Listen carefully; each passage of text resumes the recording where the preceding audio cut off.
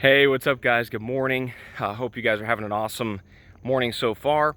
And wanted to encourage folks, continue to share, like, comment, give the video a thumbs up, subscribe to the channel, and also even Facebook. Inviting friends to like the page, follow the page. Wanted to give some encouragement in that.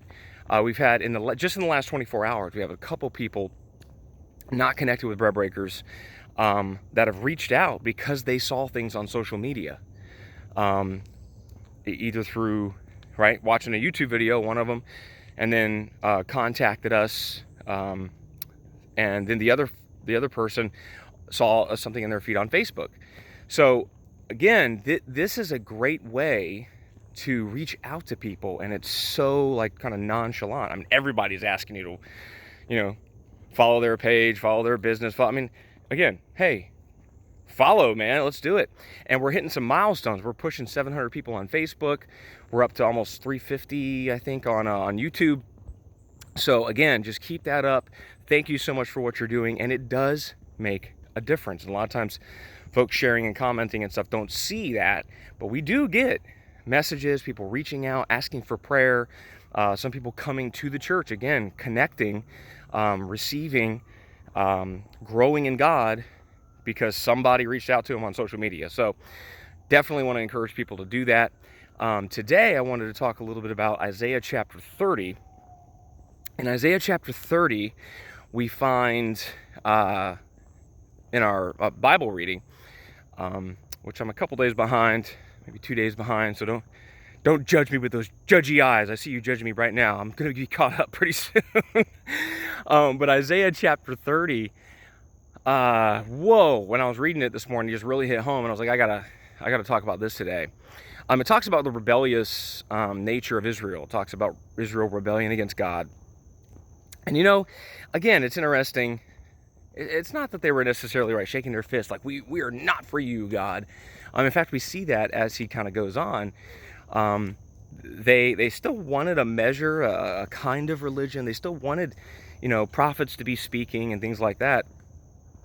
But they they had turned from trusting in God to trusting in themselves, trusting in the modes, the means, the practices, the processes, the programs, that did not necessarily come from God. He opens up with saying, hey, look, you're doing things that I didn't want you to do. You're following your own plans. You're not following mine. You're making treaties that you never even sought my counsel to ask, right? Ecclesiastes clearly lets us know there's a time for, there's a time and a season for things. And if God's saying go to war, it's not time for a treaty. If God's saying, I want a treaty, it's not time to be going to war. But they had started getting comfortable. And that is the worst place for people to get that are trying to follow God. If you haven't seen the Go and Do Likewise sermon by Ed Thompson, I definitely encourage you, go to the YouTube channel. The website also, breadbreakers.com, has a link for our sermons and series playlist, but you can either way find that one. Go and Do Likewise. And fantastic message. But in that message, he actually, mentions and talks about how, we often want to step out, do something. It doesn't matter what it is. It could be something like a business venture, a relationship, or even something, for God. And we think we're just going to step out and do it, and God's going to back our play. Of course God's going to back our play. Because I'm a child of God. I'm a child of the King. I'm stepping out for Jesus. Not necessarily. If he didn't say to do it, he's not going to back your play. God's got my back. If you're walking with him, he's got your back. If you're out there doing something on your own, good luck, buddy. But a lot of times we don't realize that, or people don't kind of say that. We live in a world where it's very much like, do your thing, be the best you can be, be your authentic you, do, all these, and what happens is that creeps into the church, and we of course we Christianize it. And so it's, be your authentic you, and Jesus is with you, right? Not necessarily. He is for me, not against me. Yeah, when we're for him. not if we're out doing our own thing.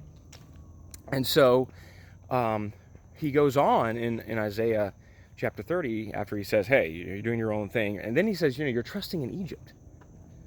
You're going to Egypt for help, for trust, and again, right, symbolically, Egypt is what?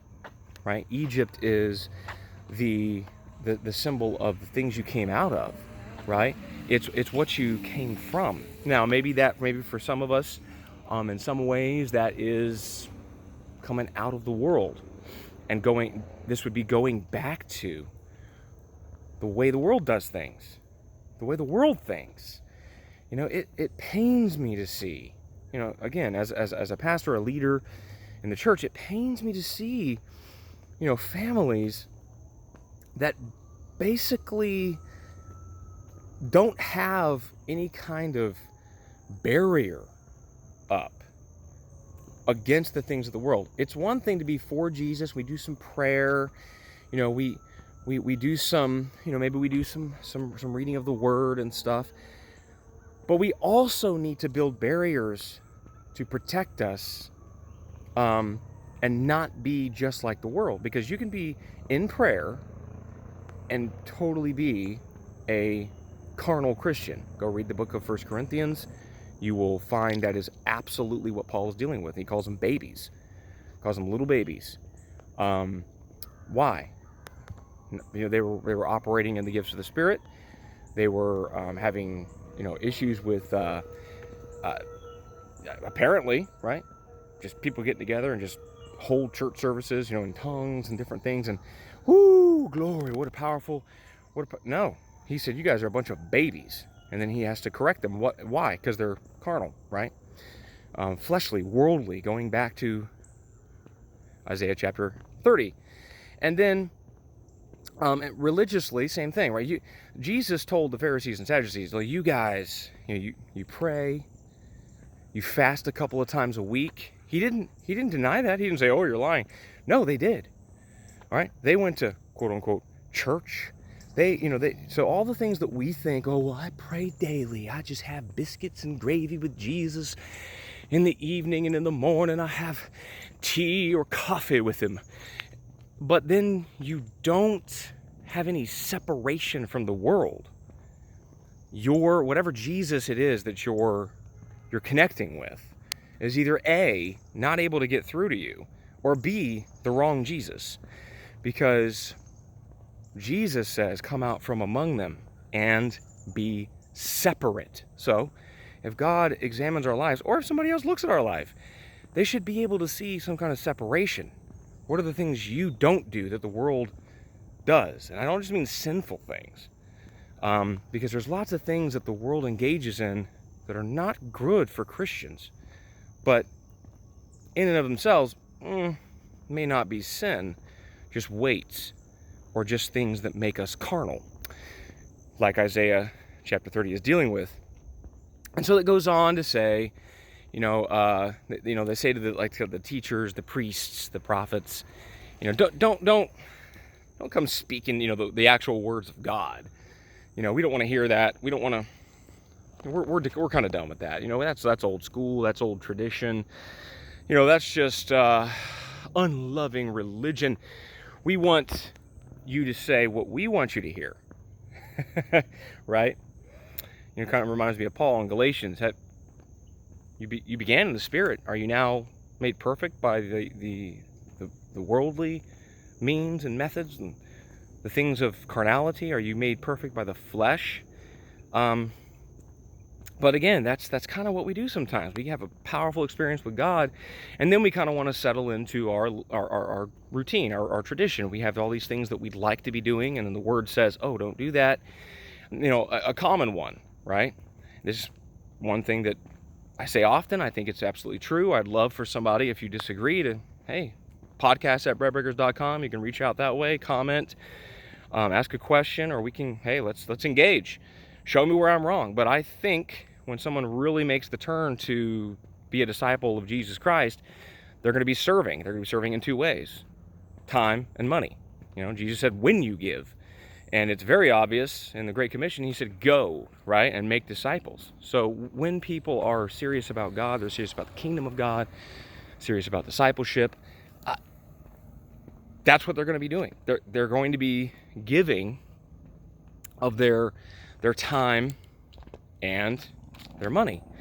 Doesn't mean everybody's going to give the same amount of time or the same amount of money, but that is a sign, right? And so people don't like that. So they want to hear, something else. I want you to teach the Jesus that doesn't require anything of me. That's the problem. We want a Jesus that I serve him my way and he backs what I do. This is the attitude of Cain, which I think we'll probably talk about more in depth, either on the podcast or maybe on a series here, but this is the attitude of Cain.